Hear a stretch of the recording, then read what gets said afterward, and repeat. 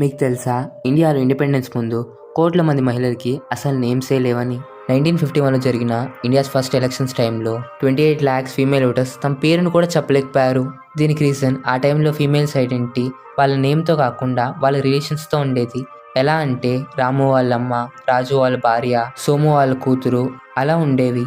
అప్పటి first chief election officer Sukumar Sen దగ్గర కేవలం 2 ఆప్షన్సే ఉన్నాయి: సిస్టమ్ని అలానే కంటిన్యూ చేయటం లేదా సిస్టంలో చేంజ్ తీసుకురావటం. ఆయన సెకండ్ ఆప్షన్ని చూస్ చేసుకున్నారు. పేరు లేకుండా ఉన్న ఏ ఒక్క మహిళని ఓటు వేయలేదు. షాకింగ్గా 28 lakh ఫీమేల్ ఓటర్స్ తమ ఓటు హక్కుని కోల్పోయారు. దీని ఎఫెక్ట్ వల్ల 1957లో జరిగిన సెకండ్ ఎలక్షన్స్ టైంలో 94% మంది ఫీమేల్స్ వాళ్ళ నేమ్స్ని ఈసీఐ దగ్గర రిజిస్టర్ చేసుకున్నారు.